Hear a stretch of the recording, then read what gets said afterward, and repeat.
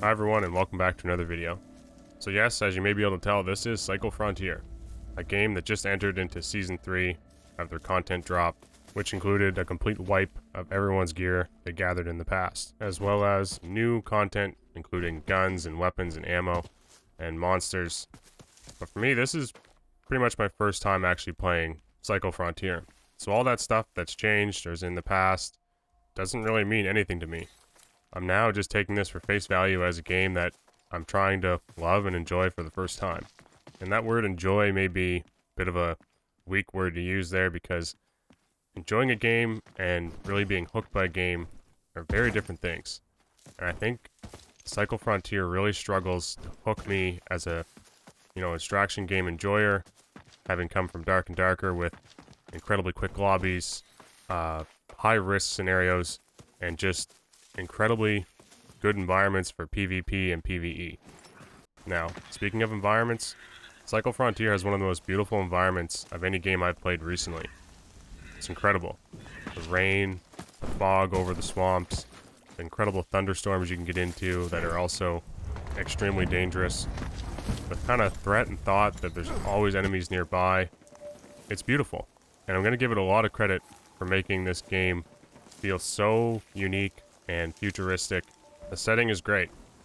But after that, I started to notice some problems, or just things that I don't know how to explain them perfectly. For example, let's start with the mobs. The mobs to me, originally, were terrifying. I didn't know how to deal with them properly, and I'm still very much learning all these things. That being said, most of my interactions with mobs now is just running away from them and avoiding shooting them entirely. Simply because shooting your gun off or announcing yourself to other players as a solo just doesn't seem like a great idea in such a quiet world. And most of my interactions with these mobs has turned into just frustration as they aggro from really crazy distances. You can't really use stealth, I don't think, to get around them. And then oftentimes they don't ever actually break aggro, so you're left with a mob stalking you outside and making noise. Also, most of the times their footprints or footsteps sound exactly like a human player, so it becomes incredibly kind of frustrating just in general when you're dealing with PvE. That being said, the Howler looks like a really cool addition and monster, and if I was in a team of 2 or 3, I would definitely consider trying to take on this rare monster, but as a solo, I don't expect to be able to do any of that type of PvE right now or this early. So my general consensus is that basically a lot of these mobs are just simply there so that you can collect items from them to pass in for quests. Now, I'm not going to talk about quests too long because truthfully I haven't experienced enough of them or tried enough of them or advanced far enough into the story to really get a good appreciation for what they deliver. But my early impression is they simply just give you odds and end rewards, maybe some weapon upgrades, and I think eventually you do unlock more maps, which is something I definitely want to try working towards. However, I don't enjoy taking a very long amount of time to leave a game, collect the rewards, take them to the guy who's kind of just a dickhead, and then turn in my quests, get a few hundred credits and some whatever stuff, and go again. It just feels like a chore, and it's not a chore I really enjoy doing. The most fun I've had in this game has been simply the PvP, and even that at times has its issues. Alright, so on to PvP.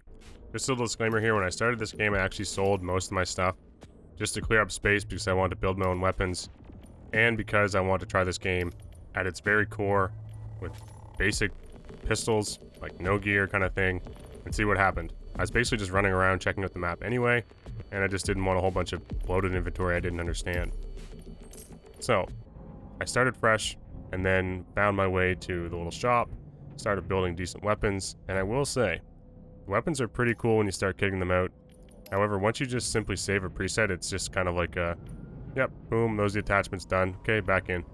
It's not really something you think about a whole lot more once you start finding better guns. And ammo and all that stuff, I have no clue how all that works. It just seems like a whole bunch of extra things to think about, try to mix up your gameplay. But something tells me with MMR lobbies, as a solo player, it's still going to be a very difficult situation if I start doing well. I'll be put against guys that are using the most incredible, meta gear every time. So, personally, coming from games that I love mixing up my classes and my perks or my weapon setups, I feel like late game, I'm going to struggle to be able to do that. So I'm having a bit of fun doing that now, and I'm scared that that may change, just simply because it won't be viable. Don't get me wrong, the PvP is really fun, and this wipe has just started, so there's still lots to learn. However, there are little minor things that just drive me almost a little bit mad, like how you can't just press G to throw a grenade, you have to switch to it in your menu, switching from your meds that have different types of rarity on your meds. And then if you switch to a grenade, it's also really difficult to get your weapon out. So there's no point even really using grenades. You might as well just keep your meds on. And it just, tough little challenging things like that make me a little bit frustrated with how it works sometimes. But when it does work, it feels incredible. The shooting feels good. It's responsive. The recoil is cool. You can change it. So far, I've enjoyed a lot of the weapons I've tried. It's just those minor things, like mag sizes seem a little small for how much damage you actually need to do. And all these little things add up to that, like I said earlier. It doesn't really hook me in. Yet, I enjoy it. It's just not the type of game I'm like, man, that was so perfect. It all came together so well. Like, I can't wait to do that again. It's kind of like, wow, that was fun. Okay. On to the next one. You know what I mean? Like, it's a very difficult thing to explain, and I want your guys' opinion. What do you think is like the problem, or is there a problem? Are you loving this game completely? So let me know. I am completely new to this. I'm not saying I'm writing this game off by any means. I'm just saying I'm struggling to find those moments, that consistent moments that really hook me and make me want to play this game day in, day out. I can't wait to get this gun and this gear. Just not seeing that. So just to summarize, I think Cycle Frontier is definitely something worth trying. I mean, it's a free-to-play game. It's really difficult for me to sit here and say bad things about it, knowing that I've literally invested $0 to play this game. It's an incredible effort that they've made into the environment, the setting, the weapons, the PvP, even the PvE for a lot of people. You're going to find things you enjoy. And you'll certainly have moments that you'll love this game. Just saying, over the long term, I have my doubts about me personally enjoying playing this day in, day out, or making this a game that I continually return to. And I am not the only one that thinks this, as I bumped into a guy who literally basically told me the same thing. My shield's out. Hello? Don't move. Oh, he talks, finally. Yeah, I forgot my key. What's up, you jabroni? Just trying to figure out if I like this game. Yeah, the jury's still out. It's just like, it's just missing something. I don't know what it is. I think the word you might be looking for is depth. I was also kind of saddened to hear that you hadn't yet got to try Dark and Darker. So, I only feel that if you had got to play Dark and Darker, his opinion of Cycle Frontier would probably almost be a little bit worse.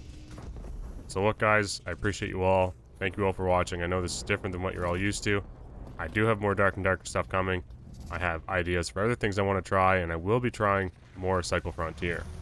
So look, if you enjoy this content, if you agree with me or disagree with me, that's okay. So cheers, thank you all, and I'll see you next time.